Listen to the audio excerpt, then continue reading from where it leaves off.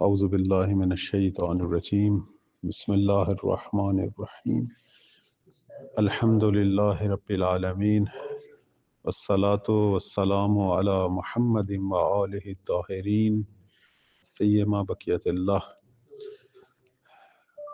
موضوع سخن کتاب شریف لقاء اللہ ہے، اور ہم سلسلہ بحث میں یہاں پہنچے تھے کہ انسان کی جو توبہ ہے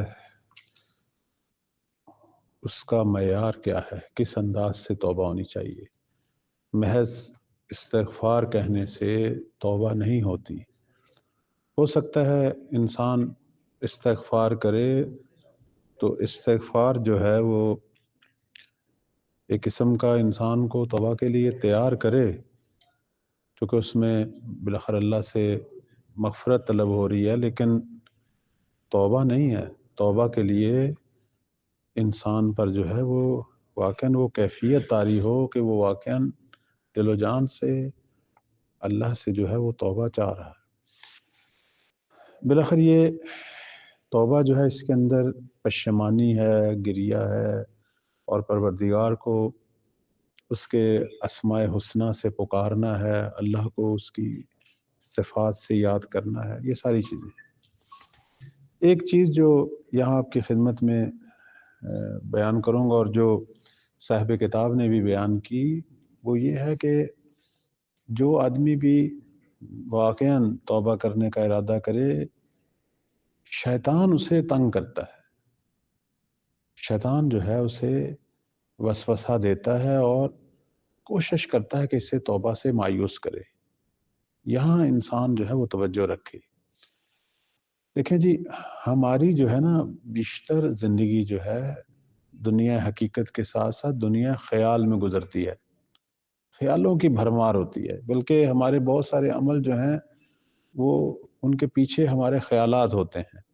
خیالوں میں ایک جنگ ہوتی ہے ہماری، اس جنگ میں جس طرح کا نتیجہ نکلے گا وہی نتیجہ ہمارا عملی زندگی میں بھی نکلتا ہے۔ اگر دنیا خیال میں جو ہے وہ شیطان جیت جائے تو یہ بندہ جو ہے وہ شیطانی کام کرتا ہوا نظر آئے گا، لیکن اگر وہاں رحمان جیت جائے تو یہ بندہ نیک آپ کو نظر آئے گا۔ خیال بہت اہم ہے۔ شیطان کے جتنے وسوسے ہیں وہ دنیا خیال میں ہیں، یعنی ہمارے جو خیالات ہیں اس کے اندر سارے وسوسے ہیں شیطان کے۔ مثلا جناب مصنف جو ہیں آغا ملکی تبریزی رحمۃ اللہ علیہ فرماتے ہیں کہ جب کوئی شخص توبہ کرنا چاہے، شیطان جو ہے اسے مکمل بھرپور کوشش کرے گا کہ اسے منع کرے۔ کیسے منع کرے گا؟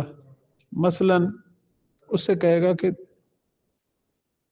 اب وقت گزر چکا ہے، تو نے جو کام کیے ہیں اب تو حقیقتاً توبہ جو ہے وہ نہیں کر سکتا، تو اپنے کاموں کو تو دیکھ، تیرے اندر اصلا توبہ کی شرائط ہیں، تجھے پتہ ہے توبہ حقیقی کیا ہوتی ہے، تو ایسے ایک جھوٹی توبہ کرے گا، پھر دوبارہ وہی کام شروع کر دے گا۔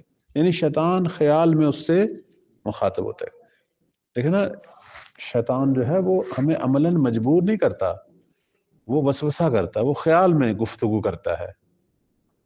اس لیے آپ قرآن مجید کی آیات میں دیکھیں، قیامت والے دن بھی جب لوگ اپنے برے اعمال کو شیطان کی طرف منسوب کریں گے تو وہ کہے گا نہیں، میں نے تو ان سے کوئی برا عمل نہیں کروایا، میں نے ان کو میں نے صرف اس کو وسوسہ کیا، یہ خود گیا ہے، یہ خود گیا اس عمل کی طرف، میں نے صرف وسوسہ کیا۔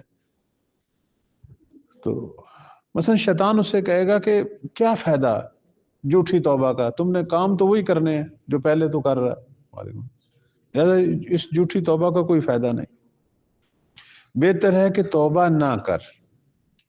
یعنی شیطان خیال میں وسوسے میں انسان سے مخاطب ہوگا۔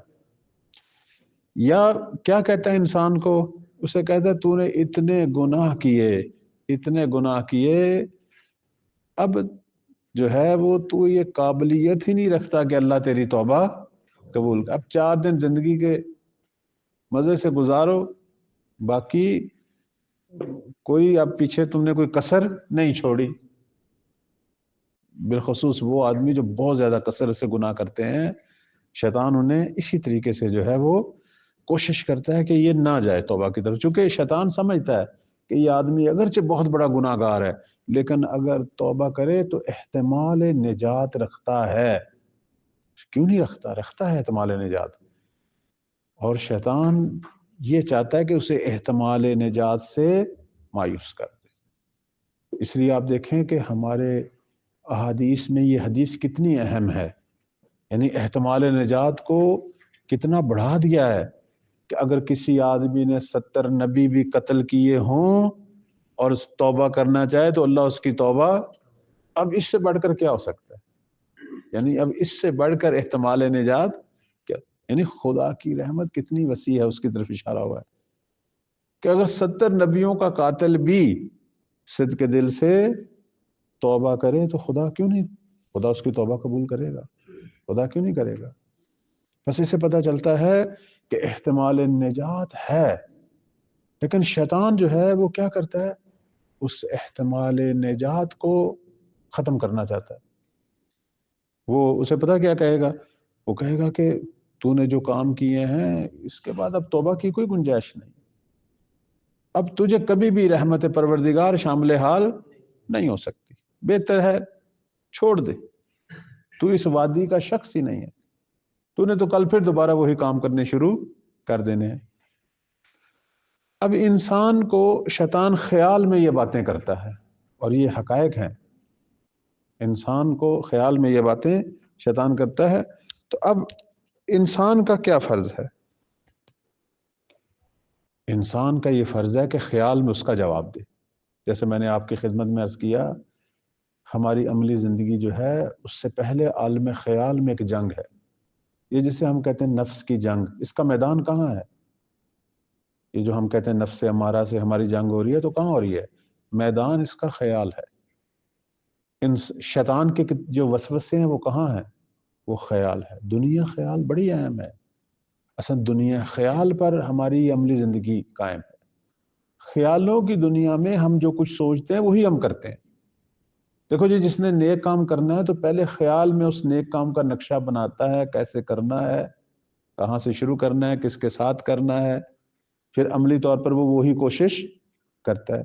اور اگر برے کام کا ارادہ کرتا ہے خیال میں تو اس کا پورا نقشہ کھینچے گا، کیسے کرنا ہے، کس کے ساتھ کرنا ہے، کس ٹائم کرنا ہے. اور اس حقیقی دنیا میں اس کے نقشے کے مطابق تو شیاطین بھی وہی ہیں، رحمانی قوتیں بھی وہی ہیں. ظاہر جب انسان خیال میں یہ نقشہ بناتا ہے تو رحمانی قوتیں بھی آتی ہیں. وہ کہتی ہیں ضمیر آتا ہے، فطرت آتی ہے، ملائکہ، بالاخر پروردگار کی ندا بھی آتی ہے. اے میرے بندے تو کیا کر رہا ہے؟ میں نے تیرے لیے جنت بہشت آمادہ کی ہوئی ہے، تو اسے چھوڑنا چاہتا ہے، جہنم میں جانا چاہتا ہے، نہ کر یہ کام. یہ ساری صدائیں وہاں آتی ہیں. شیطان بھی وہیں وسوسہ کرتا ہے. تو لہٰذا کہتے ہیں جب شیطان وسوسہ کرے تو اس کا خیال میں جواب دینا چاہیے. اسے کہنا چاہیے کہ میرا رب جو ہے وہ بہت مہربان ہے. ٹھیک ہے میں بہت بڑا گناہ گار ہوں، لیکن میرا رب جو ہے وہ بڑا مہربان ہے، اس کی رحمت جو ہے وہ میرے گناہوں سے بھی زیادہ وسیع ہے. کیوں نہیں میں اگر کوشش کروں، کیوں نہیں میں نجات پا سکتا ہوں، میں توفیق نجات پا سکتا ہوں. وہ اب آگے سے جو ہے وہ کیا کرے گا؟ وہ کہے گا کہ کہاں تو توفیق نجات، تو نے تو کچھ بھی نہیں چھوڑا، ایسے ایسے گناہ کیے ہیں. اصلا تو مایوس ہے اللہ کی رحمت سے، تو توفیق نجات تجھے اصلا توفیق توبہ بھی نہیں ہونی. اگر تو توبہ کرے گا تو وہ قبول نہیں ہونی. وہ مسلسل یہ باتیں ذہن میں کرے گا.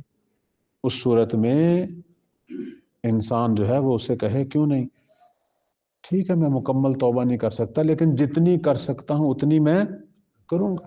درست ہے میرے اندر ساری شرائط توبہ کی نہیں ہے، درست ہے میرے اندر ساری اہلیت اور شائستگی توبہ کی نہیں ہے، لیکن جتنی بھی ہو میں اتنی تو کروں گا.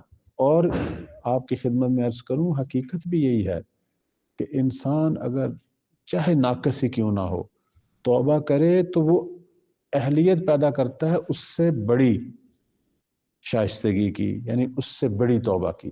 چھوٹی توبہ بڑی توبہ کا باعث بنتی ہے. پہلے اس وادی میں قدم تو رکھے، جب ایک قدم رکھے گا تو خود بخود دوسرا قدم بھی ہوگا، پھر تیسرا بھی ہوگا، پھر وہ اسے کامل تر خود ہی کر لے گا. لیکن شیطان جو ہے وہ اسے پہلے قدم سے روکتا ہے کہ تو نے پہلا قدم ہی نہیں اٹھانا. اس کی پوری کوشش ہوتی ہے انسان کو مایوس کرنے کی. وہ اسے کہتا ہے کہ نہیں، تجھے کیسے پتا ہے کہ اللہ کی تجھ پہ عنایت ہوگی؟ تو جو توبہ کر لے، جتنا مرضی ذکر کرنا ہے کر لے، لیکن تجھے کیسے پتا ہے کہ خدا تیری بات سنے گا؟ جیسے شاید پہلے بھی میں نے سنایا ہو یہ کہ کسی شخص کو شیطان نے کہا تو جو اتنا اللہ اللہ کرتا ہے تجھے کیسے پتا ہے کہ اللہ تیری بات سنتا ہے؟ تو پروردگار کا جواب آیا کہ یہ جو تیری زبان پہ اللہ اللہ جاری ہے یہ میں نے ہی تو جاری کیا. یہ توفیق توبہ خدا خود چاہتا ہے کہ یہ بندہ میرا توبہ کرے. یہ توفیق یعنی ایک انسان کے ذہن میں خیال آ جائے توبہ کا، اس کا مطلب کیا ہے کہ خدا اسے لے کے آ رہا ہے، ورنہ اصلا خیال ہی نہ تھا. آپ دیکھیں بہت سارے لوگ ہیں جو جرائم پہ جرائم، جنایت پہ جنایت کرتے چلے آ رہے ہیں، اصلا ان کے ذہنوں میں کبھی آیا ہی نہیں کہ ہم نے توبہ بھی کرنی ہے، کوئی معافی بھی مانگنی ہے اللہ سے. وہ اس موضوع پر کبھی بھی نہیں سوچا تھا، خیال تک نہیں آتا، بلکہ دن بدن سیاہی قلب ان کی بڑھتی جا رہی ہے، بالکل سیاہ ہو چکے ہیں قلبی حوالے سے، دل کے حوالے سے، اور وہ ان کے جرائم میں گناہوں میں اضافے پہ اضافہ ہو رہا ہے. لیکن اگر انہی میں سے ایک آدمی کے دل میں نور چمکے ہلکا سا اور اسے خیال آ جائے کہ بہت گناہ کر لی، اب کسی وقت بھی مر سکتا ہوں، توبہ کر لوں، تو یہ جو خیال توبہ آیا یہ خدا کی طرف سے آیا، یقیناً خدا کی طرف سے آیا. تو شیطان اسے کہے گا کہ تجھے کیسے پتا ہے کہ اللہ کی عنایت تجھے شامل حال ہوگی؟ اور عنایت جو ہے اس کے لیے اہلیت چاہیے، اور اہلیت جو ہے وہ بزرگوں کو ملتی ہے، اولیاء کو ملتی ہے، منتخب لوگوں کو ملتی ہے. تو کہاں اور وہ کہاں؟ آخر تیرے پاس کون سا ایسا عمل ہے کہ جس کی وجہ سے تو احتمال نجات رکھتا ہے، تو یہ سمجھتا ہے کہ خدا تیری توبہ قبول کرے گا؟ یعنی مسلسل شیطان اس کے ذہن میں بولتا ہے کون سا عمل ہے؟ سارے تو برے عمل ہیں، بد عملی ہیں.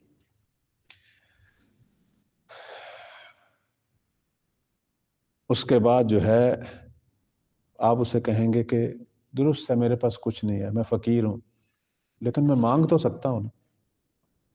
فقراء کے پاس کچھ بھی نہیں ہوتا، گدھا کے پاس، لیکن مانگ سکتا ہے نا، زبان تو ہے مانگنے والی. میں مانگتا ہوں، شاید خدا مجھے کچھ دے دے. میں خدا کے در کا فقیر بن جاتا ہوں کہ پروردگارہ میرے دامن میں کچھ بھی نہیں، کوئی ایسا عمل نہیں ہے کہ تجھے دکھاؤں کہ جس کی وجہ سے میں کوئی اہلیت پیدا کروں تیری عنایت کی، تیری رحمت کی. میں فقیر محض ہوں اور تیری بارگاہ میں ہر چیز سے مایوس ہو کے آیا ہوں. شیطان سے بحث کر تاکہ وہ تجھ پر غلبہ نہ کرے. اب شیطان جو ہے وہ کہتا ہے کہ کہاں فقیروں کو ملتا ہے اتنے فقیر، تجھے کیا پتا کہ تو فقیر بن کے جائے گا خدا تجھے دے گا؟ آپ اسے جواب دیں فقیر کے اندر بھی ہمت ہونی چاہیے، کوشش ہونی چاہیے، اس وقت تک دروازے کو نہ چھوڑے جب تک میں وہ والا فقیر بنوں گا. اتنی اللہ کی بارگاہ میں درخواست کروں گا. آپ نے دیکھا نہیں یہ جو مانگنے والے ہیں بعض، حتیٰ وہ آدمی جو کبھی بھی کسی کو نہیں دیتا وہ اس فقیر کو دینے کو مجبور ہو جاتا ہے کہ جو اس کے دروازے کی جان نہ چھوڑے. وہ کہتا ہے اب کسی طریقے سے یہ اس کو، کیونکہ وہ پڑ گیا ہے پیچھے اس کے، نہیں چھوڑنا. تو بھی شیطان کو کہے، وہ تیرے خیال میں تجھے مایوس کرنا چاہتا ہے نا، تو کہے نہیں میں پھر وہ فقیر نہیں ہوں کہ جو تھوڑی سی دیر کے بعد چلا جاؤں گا، میں بھی اللہ کے دروازے پہ بیٹھ جاؤں گا اور کچھ نہ کچھ لے کے جاؤں گا. شیطان پھر تجھے کہے گا تو نے تو نافرمانیاں کی ہیں، تیرا جواب رد ہے، اللہ نے تجھے کچھ بھی نہیں دینا، تو ساری عمر نافرمانی کرتا رہا، اب تو مانگنے آ گیا۔ آپ اسے کہیں گے کہ درست ہے، پروردگار قہار ہے، پروردگار عظیم ہے، لیکن وہ ہر ایک کو رد نہیں کرتا، وہ دے بھی دیتا ہے، تو میں بھی اسی امید بخشش کی وجہ سے آیا کہ میں نے دیکھا ہے، میں نے پڑھا ہے تاریخ میں اللہ نے بڑے بڑے نافرمانوں کو بخش، مجھے بھی خدا بخش دے۔ اس کے بعد جو ہے آپ کی خدمت میں عرض کریں، وہ اسے مزید پھر کہے گا تو نے جس طرح کی نافرمانیاں کی ہیں، تجھے کیا معلوم کہ اللہ تجھے مایوس نہ کرے، ہو سکتا ہے خدا تجھے بھی مایوس کرے۔ اس کے بعد جو ہے آپ اسے کہیں گے اپنے ذہن میں، دیکھیں یہ لڑائی ساری شیطان کے ساتھ ذہن میں ہو رہی ہے کہ درست ہے پروردگار نے گناہگاروں کو عذاب دینا ہے، اس میں کوئی شک نہیں ہے، لیکن خدا نے خود قرآن میں تو کہا نا کہ میری رحمت سے میں مایوس نہیں ہونا چاہتا، اس امید سے کہ شاید پروردگار مجھے بخش دے، میں اس کی رحمت کا امیدوار بن کے جانا چاہتا ہوں اور اس کی بارگاہ سے کچھ لینا چاہتا ہوں۔ اس کے بعد ہو سکتا ہے وہ تجھے کہے کہ تیری حالت تو ایسی نہیں ہے کہ خدا تجھے بخشے، ایسے ٹکرے مار رہا ہے، ایسے اپنے آپ کو تو خدا کی بارگاہ میں گرایا ہوا ہے، خام خواہ اپنا وقت ضائع کر رہا ہے۔ تو یہاں شیطان کو اس کا وقت یاد دلاؤ کہ تو نے بھی بہت بڑا گناہ کیا تھا، اللہ نے تجھے اپنی درگاہ سے نکال دیا تھا، لیکن اس کے باوجود تو نے ایک چیز مانگی تھی اور خدا نے پھر بھی وہ چیز تجھے دے دی۔ تو جب تجھ جیسے جو کہ گمراہ کر رہا ہے، جس نے قسم کھائی ہوئی ہے، جب تجھ جیسے کی اللہ سن سکتا ہے تو میں تجھ سے تو برا تو نہیں ہوں نا، تو میری خدا کیوں نہیں سن سکتا؟ دیکھنا یہ ذہن میں، خیال میں یہ لڑائی چل رہی ہے، لڑائی چل رہی ہے۔ اور جناب مصنف جو ہیں صاحب کتاب فرماتے ہیں کہ الحذر الحذر، خبردار خبردار، کبھی بھی شیطان کے چکر میں نہ آئے۔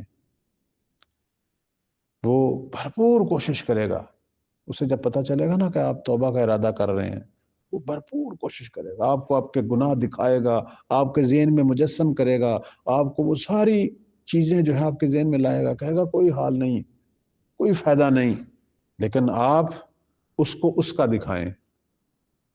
چونکہ کہتے ہیں نا کہ شیطان جو ہے کسی پیغمبر کے زمانے میں اس نے ارادہ کیا توبہ کرنے کا، وہ پتہ نہیں کس بنی اسرائیل کا کوئی پیغمبر تھا، تو آیا اس نے کہا اللہ کی مخلوق تو میں نے بڑی گمراہ کی ہے، لیکن میری بھی توبہ ہو سکتی ہے اگر میں چاہوں، ابلیس نے کہا۔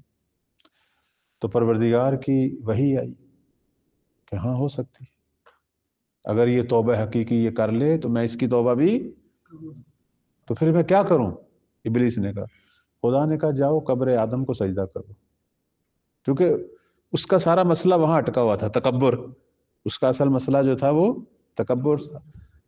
دیکھنا وہ اب یہاں ایک نقطہ جو ہے وہ سمجھنے آنے والا ہے کہ جو ہمارے اندر برائی ہے جب تک وہ چینج نہیں ہوتی، ہاں اس وقت تک توبہ کا در نہیں کھولتا۔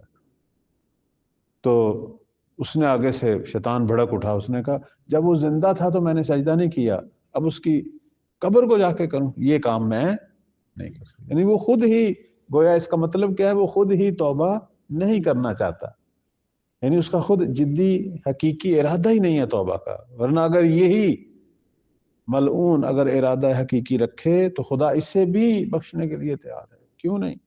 دیکھیں جب تک انسان کی سانس آ رہی ہے، جب تک اس کی زندگی جاری و ساری ہے، تا لحظہ موت توبہ کا دروازہ جو ہے وہ کھلا ہوا ہے، اور اللہ جو ہے وہ آمادہ ہے۔ حتیٰ فرعون جس نے اللہ کے مد مقابل خدائی کا دعویٰ کیا ہوا تھا، آخری لحظے میں اس نے خدا سے ایک درخواست کی، حتیٰ کہتے ہیں کہ یہ جو اس کی میت جو ہے وہ بچ گئی بعد میں، یہ اسی پکار کا جواب تھی، چونکہ وہ لحظے کو کراس کر چکا تھا، چونکہ کہتے ہیں نا جب موت طاری ہو جائے پھر نہیں ہوتی توبہ.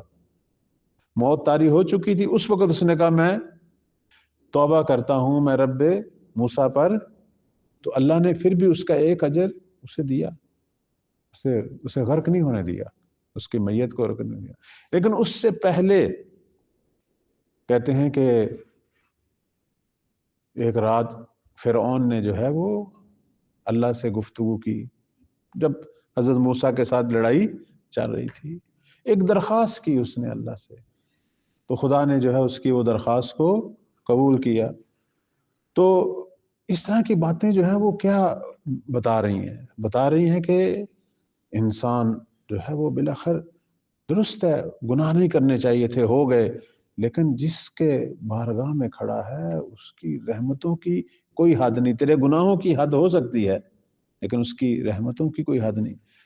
اب آپ دیکھیں کہ ایک مثال جو ہے اس کی دیتے ہیں جناب مصنف، وہ کہتے ہیں کہ حضرت حمزہ سید الشہداء کا جو قاتل تھا وہ وحشی، وہ غلام جو تھا ابو سفیان کا، جب پیغمبر اسلام صلی اللہ علیہ وآلہ وسلم نے مکہ کو فتح کیا تو اس نے بھی آ کے جو ہے وہ اسلام قبول کیا، اور بالآخر اس نے توبہ کی اپنے گزشتہ عمل سے، تو اس کی توبہ بھی قبول ہوگی. حمزہ کے قاتل کی توبہ قبول ہوگی. تو اس سے جو ہے وہ ہمیں کیا نظر آ رہا ہے؟ ہمیں نظر آ رہا ہے کہ پروردگار جو ہے وہ اس کے در رحمت جو ہے وہ کھلے ہیں.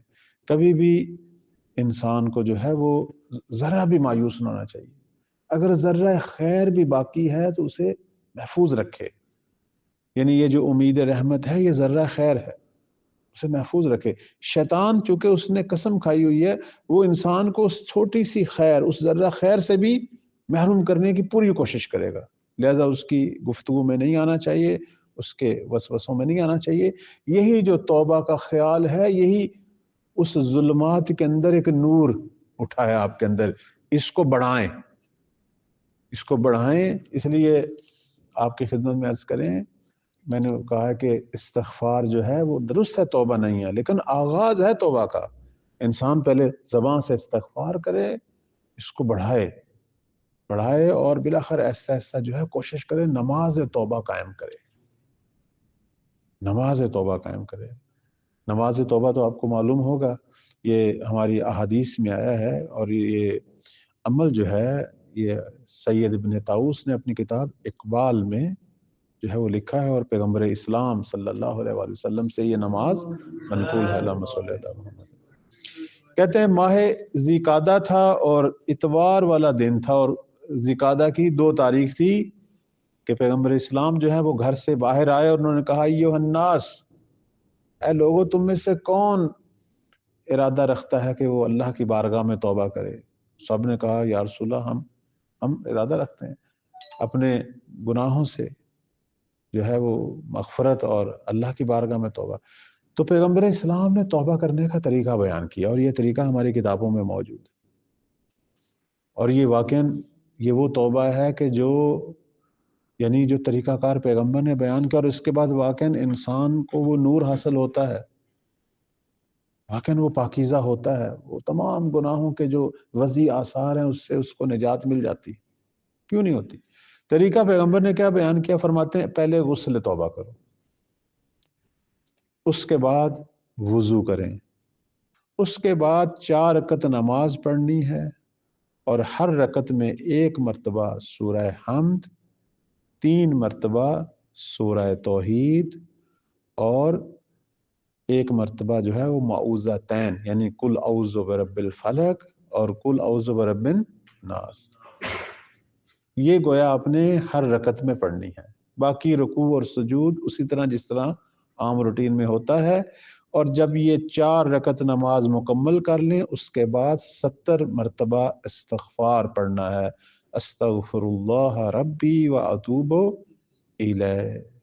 اور جب 70 مرتبہ استغفار آپ نے پڑھ لیا اس کے بعد آپ نے کہنا ہے لا حول ولا قوت الا باللہ العلی العظیم. اور اس کے بعد یہ دعا پڑھنی ہے یا عزیزو या गफ्फारो इगफिर ली ज़ुनूबी वज़्ज़ुनूब जमीइल मुमिनीन वल मुमिनात फ़इन्नहु ला यग़फ़िरुज़्ज़ुनूब इल्ला अंत।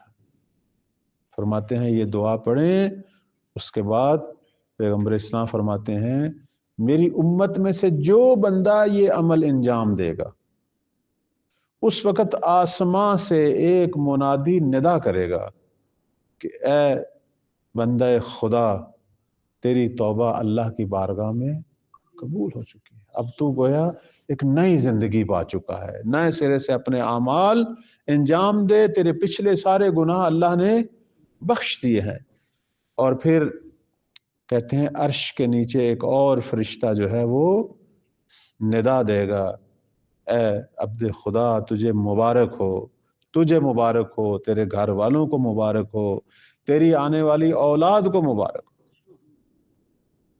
और उसके बाद एक और जो है फरिश्ता वो निदा देगा कि तुझसे जो है वो सारे अब राजी हैं हत्ता रोज़े क़यामत। इसी तरह एक और आवाज आएगी कि ए बंदे खुदा, अब तू ईमान की हालत में जाएगा दुनिया से, और तुझसे कभी भी दीन खारिज नहीं होगा, और तेरी कब्र वसी होगी और मुनव्वर होगी। और उसके बाद एक आवाज आएगी कि ए बंदा, तुझसे तेरे माँ बाप भी राजी हो चुके हैं, अगरचे जाते वक्त वो तुझ पे गजबनाक थे, लेकिन अब वो तुझसे राजी हैं। अल्लाह ने तेरी इस तौबा के सदके उनको भी बख्श दिया है, और तेरी आने वाली ज़ुर्रियत को भी बख्श दिया है, और तू दुनिया और आखिरत में वसी रिज़्क पाएगा। और उसके बाद कहते हैं हज़रत जिब्राईल अलैहिस्सलाम की आवाज़ आएगी कि ए अब्द खुदा, जब तेरा वक्त मौत आएगा तो मलकुल मौत के साथ मैं भी आऊँगा, मैं जिब्राईल भी आऊँगा, और तुझ पे जो है वो मलकुल मौत जो है वो मेहरबान होगा, तुझे कभी भी सदमा नहीं पहुंचेगा, और तेरी रूह जो है वो आसानी से तेरे बदन से खारिज होगी। अब असहाब ने कहा या रसूल अल्लाह, ये तो फिर ज़ीक़दा के आमाल में से है, और अगर हम ज़ीक़दा से हटकर किसी और महीने में अगर ये नमाज पढ़ें तो उस वक़्त क्या हुक्म है? फरमाया कि वही हुक्म है जो हमने अभी बयान किया, आप किसी भी महीने में इस नमाज को जो है वो पढ़ सकते हैं। देखें ना, ये नमाज तौबा जो है लिखी हुई है। मुझे याद है हम ज़माना तलबगी में जब नए नए तालिब इल्म हुए थे, हौज़े में आए, उस वक़्त एक दर्स अखलाक में किसी उस्ताद से हमने ये सुना, उसी वक़्त फिर हमने जो है वो ज़माना तलबगी में इस नमाज को पढ़ा। इंसान कोशिश करे कि जितना जल्द हो ये नमाज पढ़े, और इसके बाद वाकई खुद आप हम सब महसूस करेंगे कि अब जो है वो ज़िंदगी जो है वो नूरानी हो गई है। और उसके बाद कोशिश करें कि अपने आप को फिर पाकीज़गी पर जो है वो कायम और दायम रखें। एक चीज़ जो यहाँ आई और मैं उसकी थोड़ी सी वजाहत करूँगा कि जनाब मुसन्नफ़ फरमाते हैं कि अगर ज़र्रा खैर भी आपके पास है तो उससे कोशिश करें, उस ज़र्रा खैर को हासिल करें, अगर उम्मीद है उसे हासिल करने की करें। इसके लिए एक नुक्ता जो बयान करना चाहता हूँ वो ये है कि बस औक़ात इंसान अमल नहीं कर सकता कोई अमल खैर, लेकिन इरादा कर सकता है, नीयत कर सकता है। तो नीयत अमल खैर की करना खुद उसका भी अपना सवाब है या नहीं है? तो उसको तो कम से कम हासिल करे, उसको हाथ से जाने ना दे। हत्ता कि आप देखें ये दुआए मकारिम अखलाक जो है इमाम सज्जाद अलैहिस्सलाम की दुआ में से, उसमें मौला ने एक दुआ मांगी परवरदिगार से कि वफ़िरनी बिलुत्फ़े का नियत, ऐ परवरदिगार अपने लुत्फ से मेरी नीयत को ज्यादा कर। यानी मासूम जो है वो इशारा कर रहे हैं कि इंसान को कसरत से अमूर खैर की नीयत करनी चाहिए। हत्ता मैंने इस हवाले से एक हदीस देखी है, मुझे उसका अरबी मतन याद नहीं है लेकिन तर्जमा ज़हन में है कि पैगम्बर इस्लाम सल्लल्लाहु अलैहि वसल्लम ने हज़रत अबू ज़र को एक दफ़ा नसीहत की थी कि अबू ज़र हर अमले खैर की नीयत कर, ہر عمل کی نیت کر، حتیٰ وہ عمل کھانا اور سونا ہی کیوں نہ ہو، اس کی بھی نیت کر۔ مثلا سوتے وقت انسان کہے پروردگارہ چونکہ تو نے حکم دیا ہے استراحت کا، اور اس استراحت سے، سونے سے میرے بدن کو قوت حاصل ہوگی تاکہ میں تیری عبادات میں اور تیرے حکم کے مطابق زندگی گزاروں، اس کے لیے میں قوت پیدا کروں گا، یہ نیت کر کے سوئے تو یہ سونا عبادت ہے۔ کھانا کھاتے وقت یہ نیت کرے پروردگارہ میں یہ اس لیے کھا رہا ہوں کہ قوت عبادت پیدا کروں، تاکہ میں مثلا وہ لوگ جو کام کرتے ہیں یرحمک اللہ، میں رزق الہی کو تلاش کروں، وہ جو طالب علم پڑھتے ہیں تاکہ میں علوم آل محمد کو حاصل کرنے کی طاقت پیدا کروں، اس لیے کھا رہا ہوں، اس لیے پی رہا ہوں۔ تو یہ خود کھانا پینا اپنی نیت کے ساتھ یہ عبادت بن جائے گا، یعنی یہ نیت ساتھ ساتھ کرے آدمی۔ یعنی پیغمبر نے فرمایا چاہے سونا ہی کیوں نہ ہو، چاہے کھانا ہی کیوں نہ ہو۔ جیسے ایران میں ایک بہت بڑے عارف گزرے ہیں، تو وہ درزی تھے، رجب علی خیاط، آپ نے ان کے واقعہ سنے ہوں گے، درزی کا کام کرتے تھے۔ تو میں ایک دفعہ پڑھ رہا تھا ان کی کتاب، ان کی زندگی نامہ، تو اس میں وہ اپنے شاگردوں کو اکثر یہ نصیحت کرتے تھے کہ یہ جو سوئی میں دھاگا ڈال رہے ہو یہ ویسے بھی آپ نے ڈالنا ہی ہے ہر صورت میں، لیکن اس نیت سے ڈالو کہ پروردگار میں مومنین مسلمانوں کے لباس سیوں گا، وہ اس سے عبادت کریں گے، تیری بندگی کریں گے، بھائی یہ نیت کر لو۔ تو یہ دھاگا ڈالنا ہی عبادت ہے۔ مشین چلاتے وقت یہ نیت کر لو کہ تیرے بندوں کے، تیرے عبادت گزاروں کے پروردگارہ میں لباس سی رہا ہوں، بس یہ نیت کر لو۔ یعنی مقصد یہ ہے کہ غریزے کے تحت کام نہ کرو۔ حیوان اور انسان میں فرق یہ ہے کہ حیوان بھی کھاتا ہے، انسان بھی کھاتا ہے، لیکن وہ نیت نہیں کر سکتا، ہم نیت کر سکتے ہیں۔ ہم ہر عمل کی ایک نیت کر سکتے ہیں اور نیت خیر کر سکتے ہیں۔ اس اعتبار سے انسان درجے پاتا ہے، تکامل پاتا ہے، اس کا مقام بڑھتا بڑھتا چلا جاتا ہے۔ نیت بڑی اہم ہے۔ ایک چھوٹا سا واقعہ میں اسی نیت کے عنوان سے آپ کی خدمت میں بیان کروں گا، چونکہ طلاب کرام تشریف فرما ہے، اور یہ واقعہ بھی ایک طالب علم کا ہے۔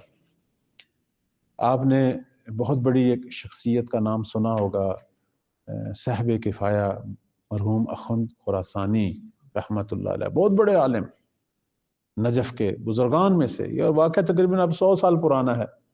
ان کے درس میں جو ہے وہ تقریباً کہتے ہیں 400 کے قریب مجتہدین شرکت کیا کرتے تھے۔ بہت عظیم شخصیت تھی یہ۔ بڑی بڑی شخصیات، آیت اللہ بروجردی رحمۃ اللہ علیہ جن کی قبر ہے حرم حضرت معصومہ میں، یہ ان کے شاگرد، آیت اللہ نائینی رحمۃ اللہ علیہ ان کے شاگرد، امام خمینی کے اساتید ان کے شاگرد تھے۔ بڑے بڑے بزرگان انہی سے ہے، صاحب کفایہ سے۔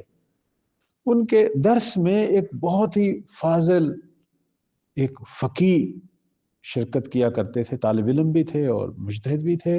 ان کا نام جو ہے تاریخ میں ذکر ہوا ہے مرزا عبداللہ گل پیغانی، جو 45 سال کی عمر میں فوت ہو گئے۔ ان کے درس خارج میں شرکت کرتے تھے، اور یہ بہت فاضل تھے، بہت بڑے محقق تھے، بہت بڑے استاد تھے، صاحب تصانیف تھے۔ اور کہتے ہیں کہ جب یہ اپنے استاد کے درس میں آتے تھے اخوند خراسانی رحمۃ اللہ علیہ کے درس میں، اور جب یہ کوئی اعتراض کرتے تھے تو استاد باقیوں کو کہتے تھے خاموش ہو جاؤ، ایک بہت بڑے محقق فاضل میرے شاگرد جو ہیں وہ کوئی بات کہنا چاہتے ہیں، یعنی احترام کرتے تھے استاد ان کا۔ یہ فوت ہو گئے، 45 سال ان کی عمر تھی، فوت ہو گئے۔ اور اس زمانے میں نجف کے اندر کچھ اولیاء نے، کچھ جو صاحب معرفت جو ہستیاں ہوتی ہیں، انہوں نے خواب میں اس کو دیکھا فوت ہونے کے بعد، اور پوچھا کہ مرزا عبداللہ کیا بنا، ہمیں بتا واقعات تمہارے ساتھ کیا ہوئے۔ یہ ایک اس جہاں کے حوالے سے ہمیشہ ایک تجسس تو ہوتا ہے انسان کے ذہن میں۔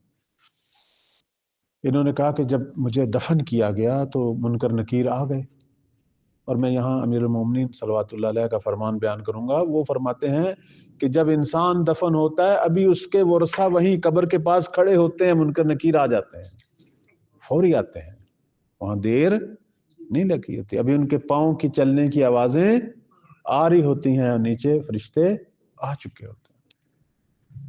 منکر نکیر آ گئے، انہوں نے کہا مرزا عبداللہ کیا لے کے آئے ہو؟ اس نے کہا میں نے کتابیں لکھی، میں نے اتنے شاگرد پڑھائے.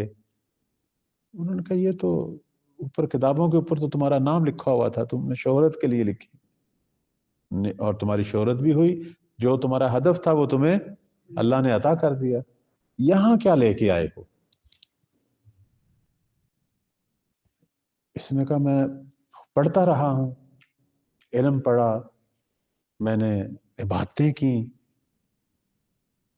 انہوں نے کہا یہ تو باقی بھی کر رہے ہیں, لیکن تم عالم دین ہو, تم تو بہت بڑے عالم دین ہو, حوزے کے بڑے بڑے استاد تھے, تم کوئی خاص چیز کیا لے کے آئے؟ یہ تو عام لوگ بھی کر رہے ہیں. اس نے کہا میں زیارتوں پہ گیا, میں نے عزاداری کی, میں نے مناجات کی. تو وہ ہنس پڑے. انہوں نے کہا یہ کام تو عام لوگ آپ علماء سے بہتر کرتے ہیں, زیادہ کرتے ہیں بلکہ, تو تم کیا لے کے آئے ہو؟ اب مایوس ہو گئے, خاموش ہو گئے, کہنے لگے مجھے تو اب سمجھ نہیں آ رہا کہ میرے پاس. پھر ان منکر نکیر نے کہا ہاں آپ کے پاس ایک ایسا گوہر ہے جو آپ بتا نہیں سکے, لیکن ہمارے پاس لکھا ہوا ہے کہ جس کی وجہ سے آپ کی پوری برزخ کی تضمین ہو چکی ہے, تا روز قیامت آپ کی برزخ روشن ہے. ایک گوہر آپ کے پاس ہے. مرزا عبداللہ کہتے ہیں مجھے تو کوئی گوہر نظر نہیں آ رہا, چونکہ انسان بس اوقات جو چیزیں اسے نظر آ رہی ہوتی ہیں وہ اللہ کی نگاہ میں ہو سکتا ہے ان کوئی قیمت, لیکن جو نظر نہیں آ رہی ہوتی وہ ہو سکتا ہے قیمتی ہو.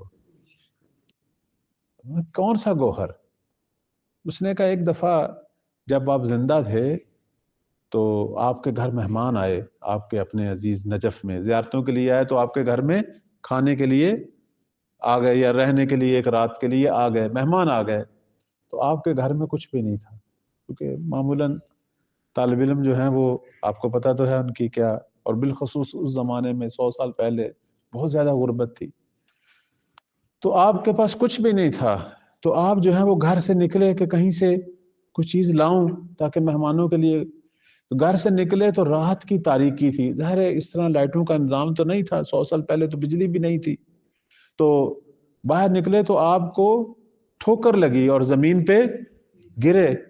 تو ایک دم آپ نے کہا کہ دیکھو عظیم جو مرجع ہے اخوند خراسانی, میں اس کا شاگرد ہوں, مرزا عبداللہ, جس کا اتنا احترام ہے, اور میری یہ حالت ہے کہ آج میرے گھر میں چند مہمان آ گئے اور میں ان کی پذیرائی اور ان کے اطعام کے لیے مشکلات کا شکار ہوں, یا اللہ میری یہ حالت ہونی چاہیے. تو نے ایک شکوہ اللہ سے کیا, اور اس کے بعد فوراً سرزنش کی خود ہی کہ نہیں, مجھے یہ نہیں کہنا چاہیے, یہ امیر کائنات مولا علی کے زوار ہیں اور مجھے ان کی خدمت کرنی چاہیے, اور یہ تو پروردگار تیرا شکر ہے کہ تو نے مجھے زائرین کی خدمت کا موقع دیا, میں تیرا شکر گزار ہوں, اور مجھے شکوہ نہیں کرنا چاہیے بلکہ مجھے خوش ہونا چاہیے, اور اللہ مجھے توفیق دے کہ میں ان کا خدمت گزار بنوں. تو نے یہ جو اس وقت شکر کیا اور یہ نیت کی کہ میں ان کی خدمت کروں گا, پروردگار کو تیرا یہ انداز اتنا پسند آیا کہ تجھے نہیں پتا یہی کافی ہے تیری پوری برزخ کا خرچ اٹھانے کے لیے. اللہ اکبر. تو حیران ہو گئے. اب دیکھنا یہ ایک نیت تھی. انسان بسا اوقات جو ہے وہ ان چیزوں کو اہمیت نہیں دیتا. نہیں, آپ اپنے خیال میں ارادہ خیر ضرور کیا کریں. میں نے آپ کو پہلے بھی بتایا کہ ہماری سب سے بڑی جنگ خیالات میں ہوتی ہے. خیالات معیار ہے ہماری حقیقی زندگی کا, جو وہاں جیت گیا وہ زندگی میں ویسا ہی ہے. تو اس لیے تو پیغمبر فرماتے ہیں ابو ذر نیت کیا کر, ہر چیز کی نیت کیا کر, اور نیت خیر کیا کر. تو مرزا عبداللہ جو ہیں ان کا یہی ارادہ خیر جو اس وقت انہوں نے زائرین کے لیے کیا کہ میں اپنی بھرپور کوشش سے ان کی, اب ظاہر وہ خدمت کیسی ہوئی نہ ہوئی وہ علیحدہ موضوع ہے, لیکن یہ جو ہمت دکھائی انہوں نے اپنے ذہن میں, جو خیال پیدا کیا کہ یہ ظاہر ہے مولا کے اور مجھے شکر ادا کرنا چاہیے اور میں بھرپور ان کی خدمت کروں گا, یہی نیت اور یہی ارادہ جو ہے یہ کہ گوہر کی شکل میں پروردگار کی بارگاہ میں پہنچا. تو ہماری نیت بھی عمل کی شکل میں پہنچتی ہے، اور جتنی بلند اعلیٰ اور کامل نیت ہوتی ہے وہ اتنا ہی بافضل وہ نور کا شکل اختیار کرتی ہے، اور اللہ اس کے مطابق پھر اجر دیتا ہے۔ اور اللہ نے یہ ہم مسلمانوں پر، پیغمبر اسلام کی امت پر جو بہت بڑا لطف کیا ہے کہ اللہ نے ہمیں ہمارے ارادوں اور نیتوں کا بھی اجر معین کیا ہے، لہذا اپنے آپ کو اچھے ارادوں اور اچھی نیتوں سے محروم نہ کریں، اور بالخصوص جو ہے وہ ہمیشہ توبہ کی نیت اور ارادہ جو ہے رکھیں، اور کوشش کریں کہ اس ارادے کو عملی شکل بھی دیں۔ پروردگار کی بارگاہ میں دعا ہے اللہ تعالی ہم سب کو جو ہے اس کتاب شریف کے جو دروس ہیں ان پر عمل کرنے کی توفیق دے۔ پروردگار ہمارے گناہوں کو معاف فرمائے، ہمیں عالم با عمل بننے کی توفیق عطا فرمائے۔ پروردگارہ ہمیں ارادہ خیر، نیت خیر، عمل خیر انجام دینے کی طاقت اور توفیق عطا فرما۔ پروردگارہ ہم سب کو مولا امام زمان کے خادموں میں سے قرار دے، ان ہستیوں میں سے قرار دے کہ جن کی زندگی اور موت جو ہے وہ بخیر ہو، عاقبت بخیر ہوں انشاءاللہ، اور محمد و آل محمد کے ساتھ محشور ہوں، اور اس وقت بھی امام برحق جو ہیں ان کی بارگاہ سے مستفید ہونے والوں میں سے ہوں۔ پروردگارہ ہمارے مرحومین کے درجات بلند فرما۔ اللہم تقبل منا انک انت السمیع العلیم برحمتک یا ارحم الراحمین۔ بات پڑھنے پر محمد